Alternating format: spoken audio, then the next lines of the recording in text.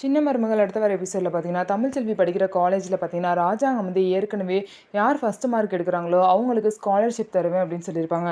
இப்போ தமிழ்ச்செல்வி தான் அந்த ஃபர்ஸ்ட் மார்க் எடுத்திருக்காங்க. அதனால அங்கே ஒர்க் பண்ணுற டாக்டர்ஸ் பார்த்தீங்க அப்படின்னா, ராஜாங்கத்துக்கு கால் பண்ணி, இந்த மாதிரி நீங்கள் ஒரு ஸ்காலர்ஷிப் தரதா சொன்னீங்க. அந்த ஃபர்ஸ்ட் மார்க்கை உங்கள் மருமக தமிழ்ச்செல்வி தான் வந்து வின் பண்ணியிருக்காங்க.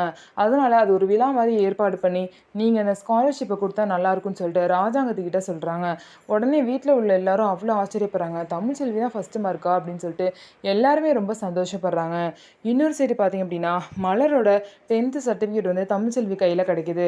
அதில் பார்த்தீங்க அப்படின்னா 487 மார்க் வாங்கியிருக்காங்க.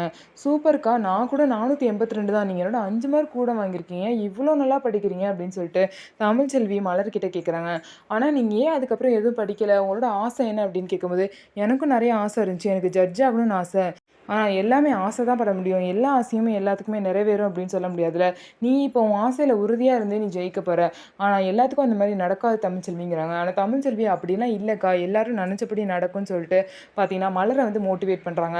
ஸோ தமிழ்ச்செல்வியோட மோட்டிவேஷனால மலர் வந்து வக்கீலுக்கு படிப்பாங்களா அப்படின்னு சொல்லிட்டு நம்ம வெயிட் பண்ணி பார்க்கலாம். நம்ம வீடியோ உங்களுக்கு பிடிச்சிருந்தா நம்ம வீடியோவ லைக் பண்ணிக்கோங்க. மறக்காம நம்மளோட சேனல சப்ஸ்கிரைப் பண்ணிட்டு பாருங்க.